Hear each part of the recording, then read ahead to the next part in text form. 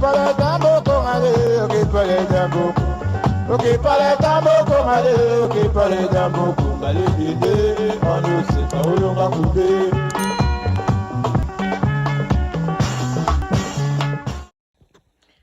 Yahweh, eh Yahweh, Yahweh, eh Yahweh, uzali nzamba bolingo, papa yo bongwa na kate, uzali nzamba bofele, papa yo bongwa na kate, Yahweh, ngana beleli, bonene na yo, ngana sanjoli, bolingo na yo, ngana beleli, monene na yo, ozali nzamba bolingo, papa yo bongwa na kate, ozali nzamba bofele, papa yo bongwa na kate, Yahweh, Yahweh, oh Yahweh nangai, Jehovah Jireh, oh Jehovah Shalom, Jehovah Alpha, oh Jehovah nanga, ozali nzamba bolingo, papa yo bongwa na kate, ozali nzambe na biso, papa yo bongwa na kate, Yahweh.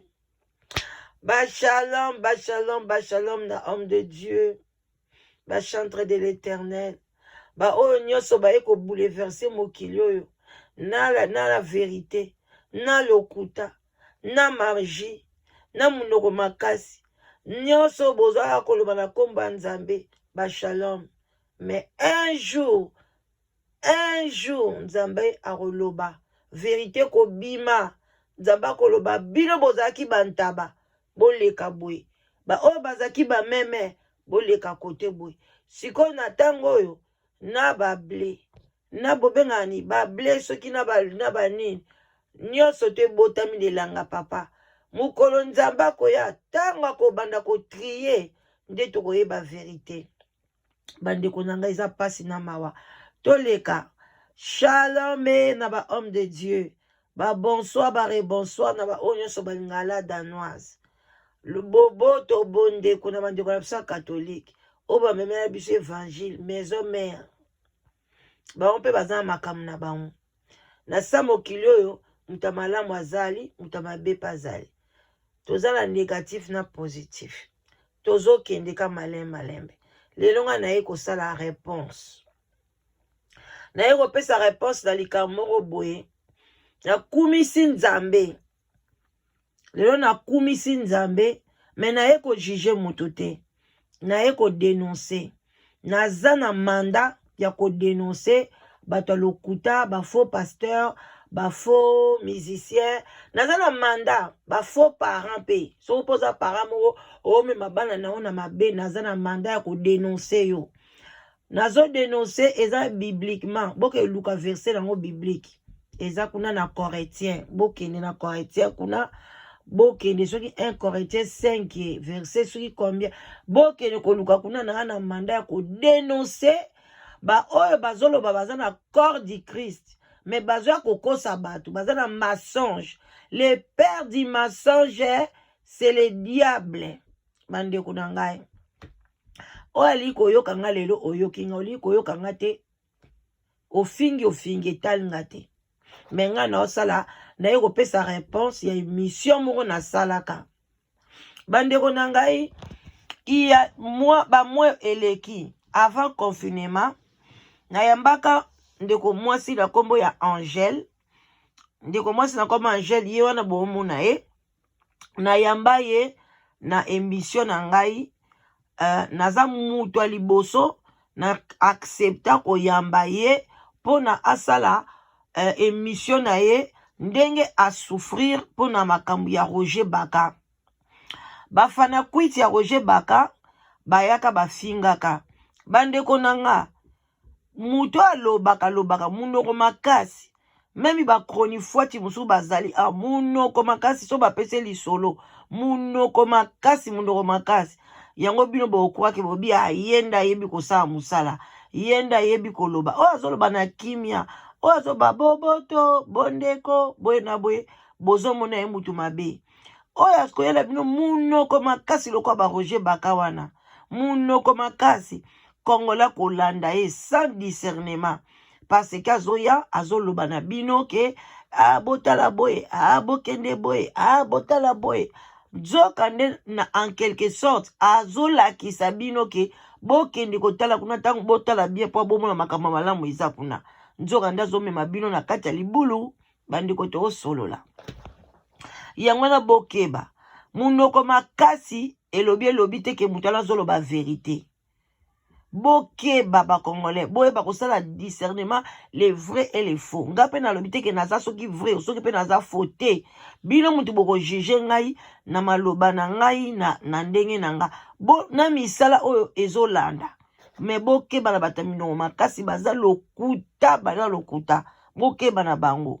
Ba oyela bino basola minoko makasi. O mutu moko boye, ba mobali moko boye, azwaki mwasi moko boye, bake kuna mwasi yango akufa. Boye na boye bokeba.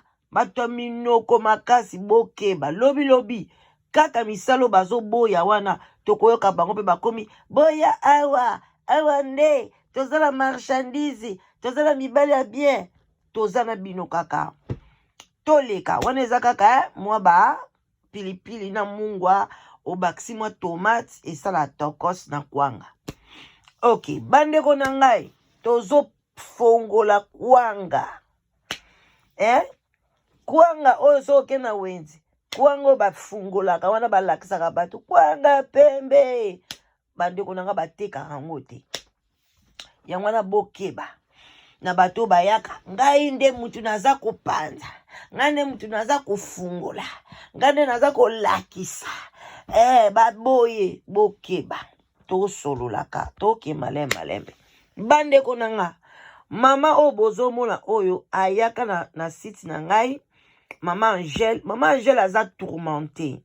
Mama Angèle alingi tourmentée na c'est pas que aza na problème.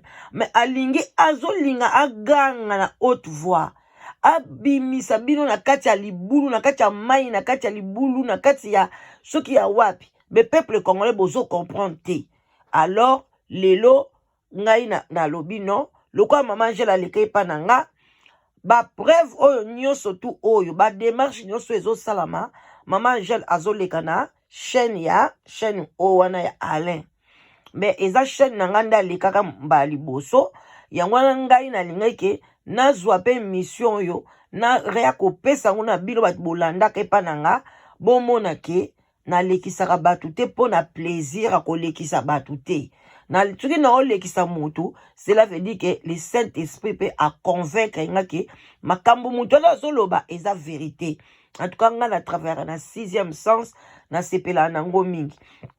Bomoni ke mama na biso oyo akeiti na États-Unis ake kobenga ti papa États-Unis wana.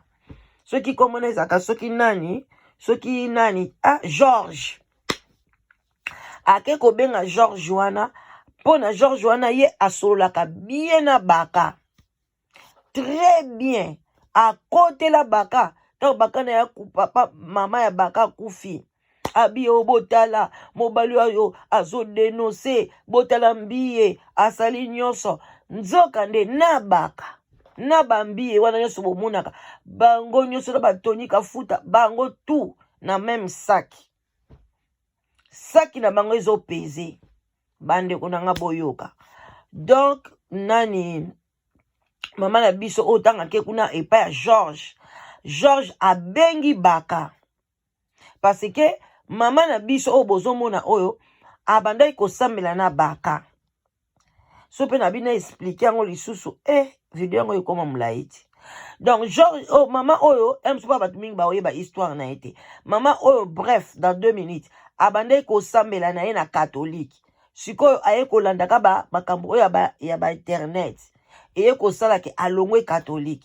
Alobi sikoyo azala besoin ba baptiser. Azwa baptême o bazolo ba baptême a mai. Okoti pina odini njoto bomba chubu obimi au nom de Jésus pouf ba baptiser. Ndaye kobenga baka lobi na baka lakisanga église ni lokwa na koma kolanda mateya na yo place ni nazwa baptême par bino bo complété wana o badinisa soki émergence soki ne badinisa na mai pona nazwa kaka batemo ya matanga nde baka ekolakisa ye pasteur moko ya mwasi hein à l'accès pasteur à moi na moi si tala kaka l'accès pasteur à moi na moi si alors que biso to wuti ko yekola ka mikolo semaine o kaka to yekoli awa et pas pasteur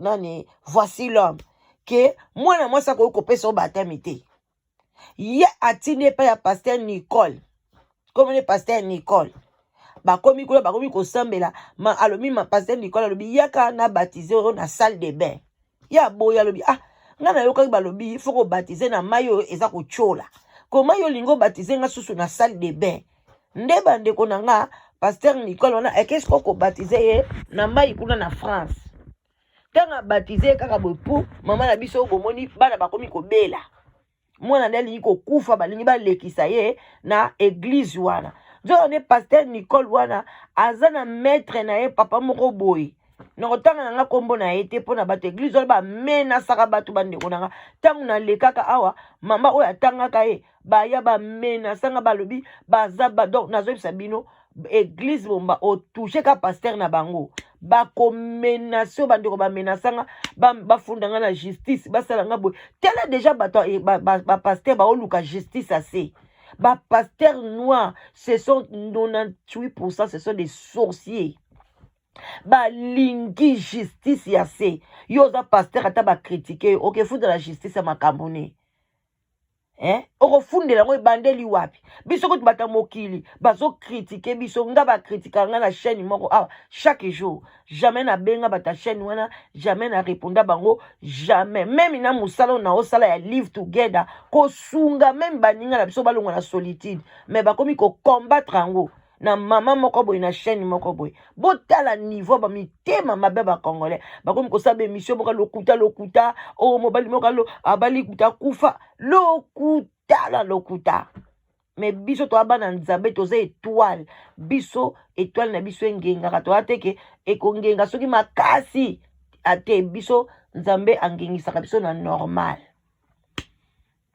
bande ko lelo kunwa na sule baoba moyeto melata mai ezate donc na ebisi bino mama oyo mwana lingaka kufa eba lekisa ye mwana maladi mwana na kebela maladi yango kombo nango balobi babi mais maladi oyo ezaka na France te comment mwana na kebela maladi eza ya ba indien donc elakisi déjà que bato wana bazala bakisa ba indien chef na bango ngo peso botali lokola kaka indien mandefu soki ndenge nini moya kotanga kombo ezate sikoyo mama oyo mwana na bika donc asko alingi batu bakeba nde alekaka na chaîne nanga tango aleki nde mbala moko émission etalamaka mpe makasi nga na benga Roger Baka na benga ye bino bo boyebi ba pasteur oyo soko benga na téléphone ya même États-Unis ya awa nde bayambaka Roger Baka tanga mona kaka nde toile la danoise na émission na salaka alobi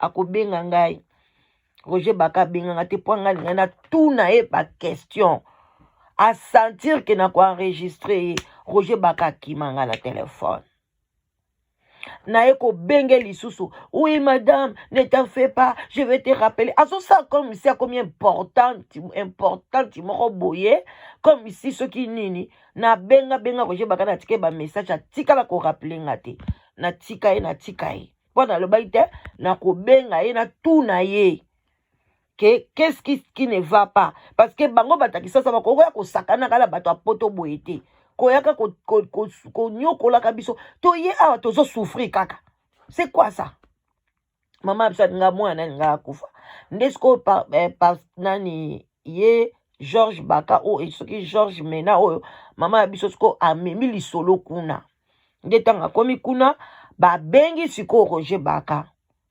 babandi ko questionner ye bozo comprendre ba questionner ye yango sko na ochiela bino bolandango et puis na ozongela bino lisoso mwa muke merci. Mais si ces choses sont avérées, vraiment ce serait grave et je serais dans l'obligation de te dénoncer. Mais j'aimerais avoir ta version Parce que la Bible dit il ne faut pas recevoir d'accusation de la part d'un ancien si ce n'est sur la déposition de 2 ou de 3 témoins. Et cette femme n'est pas seule. Elle m'a d'ailleurs écrit une longue lettre que je pourrais aussi t'envoyer pour que tu examines. Et je crois même qu'elle m'a aussi envoyé un audio. Et voilà, je vais lui faire parvenir la copie de ce message vocal que je t'envoie, afin que les choses se passent dans la transparence, parce que le Seigneur Jésus-Christ, notre Seigneur, nous a dit tout ce qui se passe dans les chambres, dis-le à haute voix, il n'y a pas de cachotterie. Donc tout simplement pour te dire, Roger, que j'ai reçu des accusations d'une extrême gravité, ça ne date pas d'aujourd'hui, je pense que ça fait... Et donc je continue en disant que ça fait plus de 3 mois, 4 mois avant le confinement que j'ai reçu ces accusations. Mais j'ai eu le temps de méditer là-dessus, de digérer, et voilà. Appelle-moi, c'est urgent, c'est vraiment urgent. J'aimerais t'entendre et avoir ta version. Et que les choses, et s'il est possible pour toi de te laver dans cette histoire, parce que c'est des choses qui apportent l'opprobre, la honte, non seulement sur toi, mais sur ton ministère et sur ceux qui te suivent. Donc je vais lui envoyer la copie de ce voicemail que je t'envoie pour qu'elle sache que je t'ai contacté. Alors vraiment c'est terrible, appelle-moi, c'est vraiment d'une extrême urgence. Depuis avant le confinement, ça fait je crois 4 ou 5 mois que je dors sur ce dossier. Donc appelle-moi, parce que si c'était notre faux pasteur congolais que nous dénonçons, un faux pasteur congolais que nous dénonçons, je ne t'aurais même pas appelé, j'aurais immédiatement dénoncé. Mais étant donné que c'est toi, je suis choqué que ça vienne, que ce que j'ai reçu comme information de cette femme vienne de toi. Donc appelle-moi dès que possible, c'est urgent. Même s'il est tard là-bas, la nuit, si j'étais à ta place, si j'étais à moi ta place, j'appellerai rapidement parce que c'est urgent. Donc voilà. Et à bientôt, plaise à Dieu. J'attends ton appel.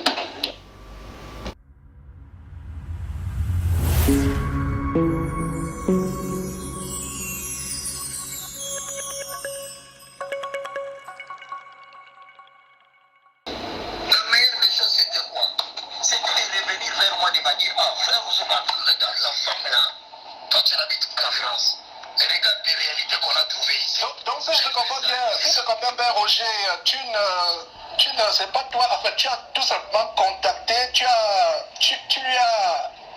mis en contact, tu as mis Angèle en contact avec une femme que tu ne connais pas. Enfin, que tu ne... Non, c'est pas ça. C'est la femme qui me dit à partir de là, Angèle, qu'elle a retrouvé une femme qui me dit qu'elle m'appelle. Comme je suis là, je parle avec Naman. Moi et Naman, on ne s'est jamais vu. Mais nous prêchons l'évangile. Nous croyons que nous sommes dans les vrais, dans la mesure où je suis la prédication de Naman, je vois la saine doctrine. Il est dans ce qui ne nous est pas qu'à, il voit la saine doctrine. Donc, je peux demander au Congo à quelqu'un comme toi, ah non, mais puis, le frère Roger Bakapé. Maintenant, quand la personne vient, il se pose un problème. Les besoins du baptême arrivent. Ok. Maintenant, quand il veut se faire baptiser, on ne le consulte pas. Ok. Donc là, il commence à traiter des gens ensemble. Ouais. J'apprends après que la femme qui entre en contact avec elle, cette femme lui dit exactement ce que je suis, parce que j'ai enquêté quand même dans l'affaire. Et sans te couper, il y a un autre sujet, sans te couper, le sujet à savoir que tu seras content avec David Ouyo. Et je me suis dit, mais Roger Matal ne sait pas qui est David Ouyo. Mon frère David Ouyo, c'est un franc-maçon. Ok, ça me rassure. Ça me rassure. L'explication, tu vas comprendre. Oh là là. Maintenant, c'est là où je peux t'expliquer le vrai problème que je ne savais pas, que je viens d'apprendre moi aussi. Or, la femme là, qui veut baptiser la dame à la maison dans son baignoire, Ouais. cette femme prie avec David Ouyo. Ouais. Je l'apprends maintenant après. C'est comme ça que la femme... Et Roger, est-ce que ça te gênerait que j'enregistre là afin qu'elle suive tes explications au cas où on ne peut pas, ça m'aurait fait plaisir que vous parliez ensemble pour la rassurer. En fait, il ne faut pas que ceci apporte la honte sur toi et sur moi. Parce que moi, je te supporte. Si tu es éclaboussé au Congo, c'est moi qui suis éclaboussé aux États-Unis. Parce que les gens t'aiment vidéos, je te soutenais, surtout quand ta maman est décédée. J'ai dit aux gens, soutenez ce frère, Roger, etc. Donc si tu es éclaboussé, tu m'éclabousses. Mon frère, ouais. Moi je te le dis au nom de l'Éternel. Ouais. L'évangile que nous prêchons, Paul a dit, nous ne les avons pris chez aucun homme, c'est par la vertu du Saint-Esprit. Okay. Nous devons protéger la saine doctrine. Ce que je te dis, c'est exactement ce que je dis. Donc, permets-moi donc d'enregistrer afin que... Ouais, d'accord. Cette femme était avec David Owo. Je le répète devant toi. Que quoi? Quand cette affaire a éclaté, cette femme était ici au Congo. Je te rappelle, ça fait que toi tu ne sais pas. La dame là, elle était au Congo. Elle m'a appelé. Alors papa Roger, voilà qu'il y a une dame qui dit que toi tu l'aurais introduit dans des sectes avec moi. Voilà la réponse que je lui ai donnée. J'ai dit madame, tous les jours, à cause du travail que nous sommes en train de faire, les gens racontent des histoires sur nous. Ils veulent salir notre identité pour salir uniquement notre réputation et nous rendre incapables d'être crédibles. Voilà. Bandeko nanga bosi koyoka ndege ba poser ye ba question ba tunier parce que ndeko mwasi abengaki George wana pona likambo na ye. Selon réponse na ye alobi ke ye ayebaki mwana mwasi wana te parce que ngala o pesa bino résumé pona son ngo pesa ki bien te on azongo ka mwa mokuse oyo nyoso ali kolanda ok landa kuna pa ya papa Alain kuna.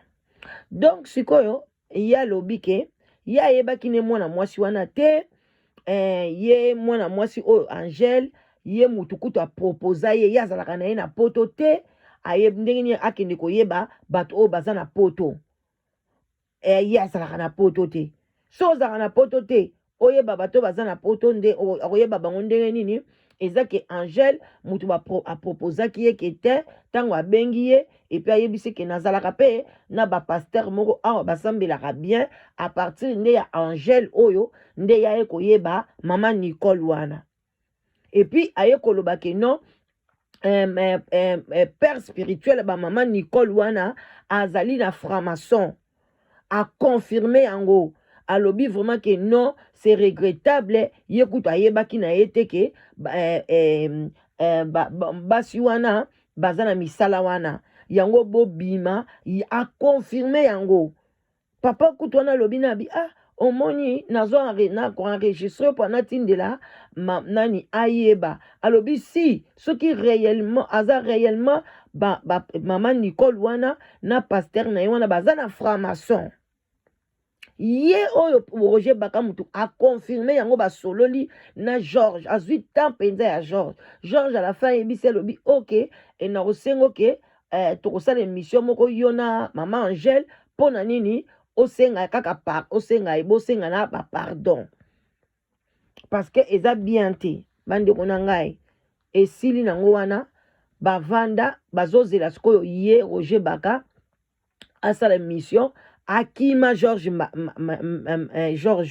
azobenga ayambaka lisu te donc mutu mobimba alingi komikitisa te et c'était aussi c'est un défaut pour mosali na nzambe soki botali kaka Roger Baka même mission na ye même l'air akiko sa makambo na Tiffany aza boy toujours aza tête haute ayebi kosenga pardon te un homme de Dieu même une femme mutu nyoso na mokili soko lingaka kosenga pardon te olingi komikitisa te olingi kokanisa yo ndoza mopar oza soki nani oza soki likolo bato ya bachroniqueuse nyonso likolo ya bachronifuati nyonso likolo ya bato nyonso yebaki un jour okobambana même bapasteur tozali na bapasteur ya minene lelo mpe babambana lelo mpe batika mokili oyo tozalaki na bachaîne ya minene ya ba YouTube ya minene lelo bakoma kosala ba 100 views bakoma kosala ba 200 mokili oyo etournaka les paniers circulent toujours comme ça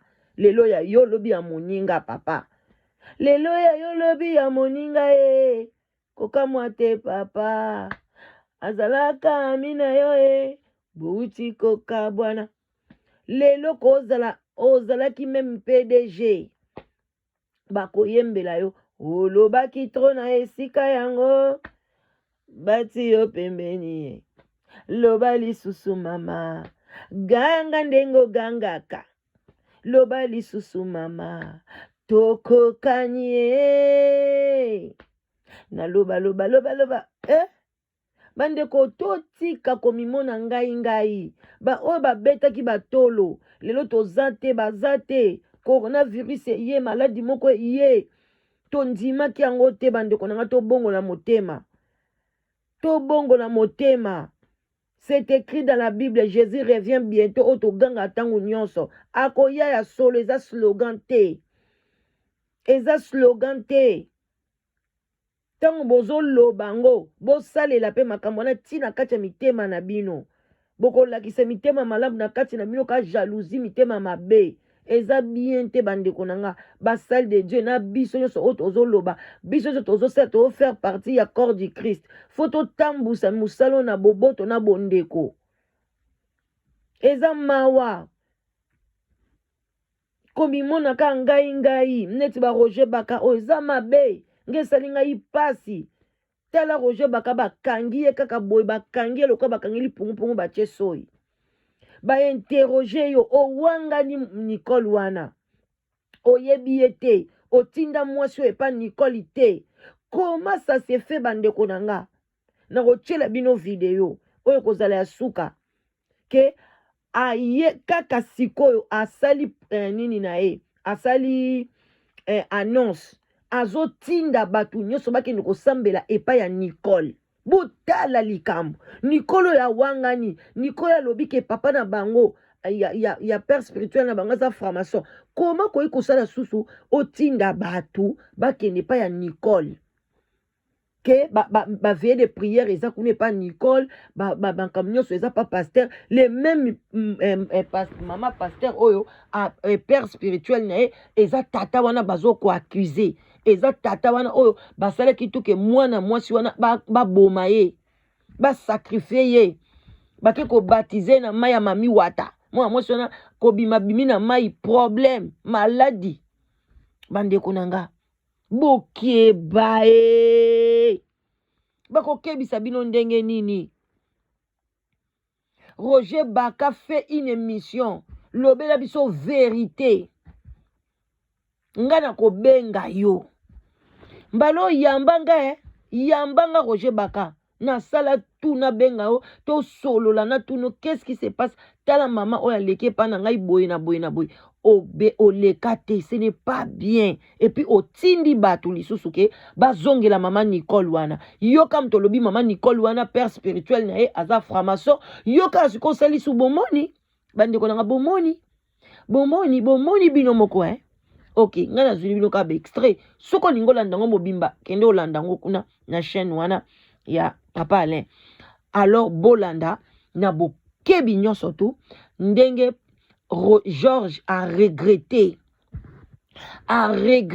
alobi ngam tout demande côté la Roger Baka nzoka ndi Roger Baka aza vampire aza na même sac que ba pasteur nyonso tu oyoyo eza ba jeune bango basalara biso misusu bazomema biso na boye bamsu bazomema na boye balobi tout chemin mène à Rome bango so bazomema biso wapi na diabolo bokeba ngana suki nanga wana bolanda extrait on a bokebi bomona ndenge Georges a regretté na comportement ya Roger Baka na ndenge azotinda na ye lisu batu ka mikolo yo auto sa une émission azotinda batu et pas maman Nicole kaka maman Nicole oke balobi ke aza nani na ye aza franc-maçon vraiment bandiko nanga eza pasi na mawa ngana suki wana bozala bien bino moko boyebi live together ezali ezozela bino na oloba mingi te contacter ngai na 0044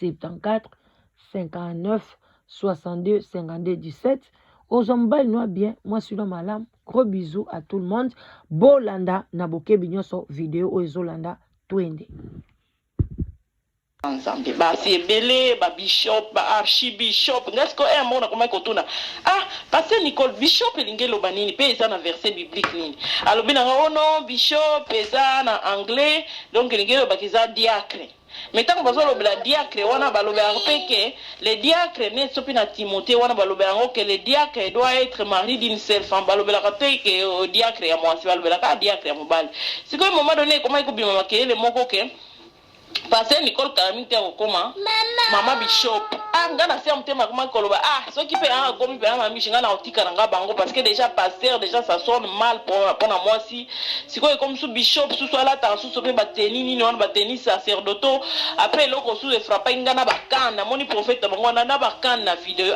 na koma ikoto na po mama Nicole ya zala ikuna na Kenya biso tozola nango en direct à partir ya awa na ba appareil na Skype na groupe après na komoto na mama Israël mama Israël ba biloko nyonso nazomona wana vraiment est-ce que ça mabete vraiment ba abisa sacerdoto ba croix siko na monde suna ba kane salinga pe passe sur makasi ba kane oyo ba catholique ba simba ba prêtre ba monseigneur na ba pape ba simba wana et ça ba biloko ba chef coutumier ba simba siko comme suna ba kane en tout cas ngana oluka sali parce que ngaba biloko vraiment comment déranger ngai nga moko de tout mais là lobi quand même na maman Israël que biloko na omona nga nazo comprendre le soutien nzambe na ngai c'est quoi ça maman Israël est-ce kaka bongo kaka likolo ta na mona kindengo wana na iko kota ba prière nga moko na jui décision na kota en tout cas prière nzambe ala kisaka.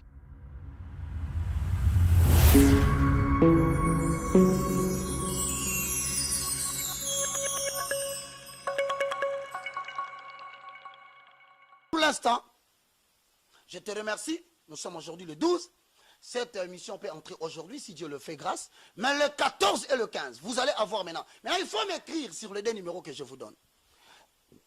Il faut m'écrire pour que je vous renvoie des directives. Oui, vous pouvez déjà passer le numéro. Nous avons le premier numéro. Parce que nous faisons cet entretien par WhatsApp et par IMO. Les 00243 9 98 et 82 0004. Deuxièmement, nous avons le 0243 90 79 66 785. Les deux numéros sont sur IMO et sur WhatsApp. Mais le matin du 14, le soir du 14, nous aurons une prière en ligne sur YouTube. Ça permet à tout le monde d'être en prière avec nous pendant 1 heure, selon que Dieu nous orientera. Mais il y aura des calages pour ceux qui sont aux États-Unis et ailleurs. Mais par rapport au Congo, retenez, ça sera 6h30. Donc calculez par rapport à vous, 6h30 au Congo égale quoi? Mais vous allez avoir le lien. Il suffit seulement quelqu'un entre seulement sur YouTube ou qu'il entre sur les réseaux sociaux, nous allons donner. Il écrit Nicole Boulanger. Nicole Boulanger. C'est là où sur YouTube, nous allons maintenant communiquer. Maintenant, nous demandons à tout ce monde-là qui nous suivent. Si vous n'avez pas compris, ayez l'amabilité de m'appeler rapidement. Pour que je vous donne les codes, comment vous pouvez entrer en ligne directement pour participer à la prière. Mais néanmoins, il y aura aussi des directives que nous allons envoyer par ces numéros-là. Et la vision claire expliquée en 10 minutes. 00243 9 98 82 0004 00243 90 79 66 785. Mais pour tout contact en France, nous avons dit qu'on devait avoir une prière dans une salle. Mais après les réalités que nous avons vécues pendant tous ces temps, nous nous sommes dit qu'il était important de garder les gens chez eux. Mais au contraire, par le canal de sa servante qui joue l'intérim de tout ce que nous faisons en France, parce que nous aurons le contact du corps de Christ de partout. Chaque pays va s'organiser. Il dit, nous, ici, nous nous sommes réunis, nous présentons ces numéros pour que ceux qui, en Afrique du Sud, je suis content, ils se réunissent, ils disent, nous voulons créer notre cellule de corps de Christ. Mais nous recevrons les directives qui viennent de toi là-bas. Nous, on va faire ça comme ça. Tout le pays, vous avez le droit de le faire. Vous avez la communauté congolaise. Juste vous contacter. Et... Juste suivre ce que j'ai dit et continuer l'œuvre là où vous êtes. Indépendamment de moi. Parce que je ne suis que la bouche. Maintenant, pour tout contact en France, excusez-moi, 0033, c'est le code de la France. 63 1 00 28 66. Pour avoir l'accès au code pour que vous soyez sur YouTube avec nous. Hein, c'est elle qui va nous connecter parce que c'est elle qui s'occupe de tout ça. C'est une servante de l'Éternel. Le deuxième numéro, c'est le numéro de maman Ricardo, qui est aussi une maman secrétaire, qui joue aussi le rôle du corps de Christ. Parce que ce sont des gens qui servent Dieu, des intercesseurs du Seigneur. Et nous voulons les avoir partout dans le monde comme ça, pour que nous donnions le numéro, pour que les gens commencent à prier. Et s'il y a des pasteurs qui craignent Dieu dans le pays, nous allons dire à tout ce monde-là, par rapport à la conformité de l'évangile, allez vous réunir avec elle.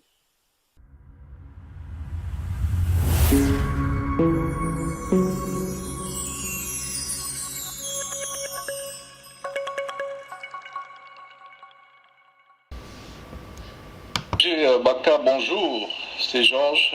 Je suis très surpris et très désolé de ton silence par rapport à un sujet aussi grave que nous avons évoqué il y a quelques jours, au sujet des accusations très graves de la part d'Angèle de France et d'autres personnes. Moi, à ta place, j'aurais laissé tout tomber pour me préoccuper pour m'occuper de ce sujet, parce que c'est assez grave, c'est assez grave. Il y va de la réputation de quelqu'un qui, aux yeux de Dieu, passe pour un évangéliste. Alors c'est tellement grave et je t'avoue que je suis déçu, bien que je continue devant Dieu à te donner le bénéfice de doute. Mais ton attitude est un peu surprenante, Roger. Je viens de causer avec Angèle qui m'a appelé et qui vient de me faire suivre une vidéo assez choquante. C'est une vidéo, je crois, de vendredi, une vidéo récente, il y a quelques jours, où ce que tu dis dans cette vidéo est contraire à la conversation que toi et moi on avait eue sur WhatsApp il y a quelques jours, la conversation qu'on a eue par WhatsApp il y a quelques jours. Tu m'avais dit que tu ne connaissais pas vraiment Nicole, cette femme qui passe pour un pasteur, et que malgré le fait que cette femme aurait des affiliations avec David Oyor, tu penses que Oyor c'est un sataniste. Et si tu penses que Oyor était sataniste, et si tu penses que cette femme ne devait pas être associée à Oyor qui est un sataniste, comment se fait-il qu'à cette émission, il y a quelques jours, vendredi je crois, quand Angèle vient de m'envoyer, comment se fait-il qu'à partir de la minute 14, tu recommandes aux gens cette femme qui est pasteur ou pastrice ou pastoresse? Et en passant, est-ce que tu es au courant de ce que dans la Bible, la femme ne peut pas enseigner? Ce n'est pas possible. Soit enseigner, soit avoir une position de pasteur, que dans aucun verset de la Bible, la femme n'a pas une position d'autorité dans l'Église. Ce que le Saint-Esprit décommande en 2 Timothée chapitre 2, à partir du verset 9, le Saint-Esprit interdit à la femme de prendre l'autorité, être dans une position d'autorité, telle qu'une autorité, une position pastorale, et d'enseigner la parole de Dieu. Et le Saint-Esprit reprend cela dans 1 Corinthiens chapitre 14. Et même le Seigneur Jésus-Christ, depuis le ciel, il se révèle à l'apôtre Jean et il reproche l'église d'Éphèse, je crois, s'il ne me trompe pas, Éphésiens chapitre 2, verset 20. Ce que j'ai contre toi, c'est que tu laisses la femme Jézabel enseigner. Alors, comment se fait-il que dans notre conversation, Roger, tu dis que tu ne connais pas cette femme, ou alors tu ne connais pas très bien cette femme, que c'est une femme que tu as rencontrée comme cela, et que, si mes souvenirs sont bons, tu n'as aucune affiliation avec David Oyor, et que que selon toi, David Oyor, c'est un sataniste. Comment se fait-il qu'il y a quelques jours, tu recommandes cette femme aux gens qui sont en France? Ça, c'est un fait. Et dans notre sujet qui me concerne, excuse-moi, j'ai parlé l'anglais, pas concerne, qui me chagrine un peu, c'est voilà le mot qui me chagrine, c'est que on devait avoir une confrontation directe avec Angèle. Qu'en penses-tu? Est-ce qu'il faudrait que je la reçoive seule? Et je pense que si tu ne voudrais pas peut-être, pour des raisons X ou Y, si tu ne voudrais pas te joindre dans cette émission, je serai obligé de, non seulement moi et l'équipe ici, de faire une émission avec elle seule. La Bible dit, ne reçois pas d'accusation venant d'un ancien si ce n'est sur la base de la déposition d'un ou de trois témoins, d'un, deux ou trois témoins. Et Jusqu'à présent, je donne le bénéfice du doute, je te considère comme un frère jusqu'à présent. Je continue à te donner le bénéfice du doute, mais ton attitude m'amène à me poser des questions. Est-ce que c'est parce que tu n'as pas le temps? Est-ce que c'est parce que c'est une manifestation d'un comportement fuyard? Je ne comprends pas, je ne sais même plus quoi penser. Je n'aimerais pas soupçonner le mal à ton sujet. J'aimerais vraiment qu'on tire cette situation au clair. Nous avons d'une part une sœur éplorée, une sœur qui est en détresse, qui se soucie des âmes qui sont soi-disant égarées par toi au Congo. Et d'autre part, j'ai un souci de mettre les choses au clair et peut-être te blanchir même, si c'est possible de te blanchir dans cette situation. Mais c'est comme si cette situation ne te préoccupe pas. Et je te parle avec franchise, tu sais que moi j'ai horreur du mensonge. Et il y a une chose que je voudrais te dire, si vraiment Roger tu as menti dans cette affaire, on peut s'amuser avec les hommes, on s'amuse avec Dieu. J'espère seulement que tu as dit la vérité. Si tu as menti en disant que tu ne connais pas vraiment pastrice ou pastoresse d'école entre guillemets, et qu'en fait tu la connais et que tu continues à la recommander aux gens, si tu as menti, on ne s'amuse pas avec Dieu. La vérité finit par triompher et Dieu expose. Peut-être ce n'est pas moi qui pourrais t'exposer ou qui pourra t'exposer, mais quand Dieu t'expose, il te livre à la honte publique. Donc faisons tellement attention. Moi j'aimerais que cette situation soit tirée au clair. Je ne suis pas en train de t'assaillir par des accusations. Je te donne encore le bénéfice du doute. C'est ce que j'ai dit même encore à Angèle. Dieu m'est témoin, j'ai dit Angèle il y a quelques minutes que Angèle, je continue à donner à Roger Baka le bénéfice du doute jusqu'à ce qu'il vienne lui-même soit démentir, soit infirmer. Mais si tu as menti, on ne s'amuse pas avec Dieu. On ne s'amuse pas avec Dieu. Parce que je suis choqué et surpris que après notre conversation où tu démentais tout, tu reniais tout, que tu recommandes la même pastrice ou pastoresse entre guillemets Nicole ou Jean en France, alors que cette dernière a des affiliations avec le luciférien David Oyo. Donc vraiment, cela c'est une urgence et j'espère que tu vas me contacter ou faire suite à ce message et pour que tu saches qu'il ne fait pas les choses en cachette, je vais faire suivre cet enregistrement à Angèle, parce que je lui ai dit que je devais t'appeler immédiatement après, et il n'y a pas de cachotterie entre les chrétiens. Le Seigneur Jésus a dit tout ce qui se passe dans les chambres, dites-le à haute voix. Donc moi il n'y a pas de cachotterie, tout le monde connaît cela. Je ne fais pas les choses derrière ton dos où je vais cacher, non. Je t'avertis que j'ai parlé avec Angèle, je lui ai promis que je t'appellerai et que je lui ferai suivre mon message, je lui ferai suivre le message vocal que je suis en train de te laisser. Donc vraiment j'espère que tu m'appelleras pour qu'on mette ces choses au clair. J'ai vu un appel en absence il y a quelques jours, je ne sais pas ce week-end. Je ne sais pas si c'était par erreur ou tu voulais vraiment m'appeler. Et moi aussi j'ai essayé de te rappeler. Je sais que tu es tellement occupé, mais moi à ta place, j'aurais tout mis de côté pour mettre cette situation au clair, avoir un face-à-face avec Angèle et d'autres témoins, parce qu'il y a aussi le nom d'un certain bébé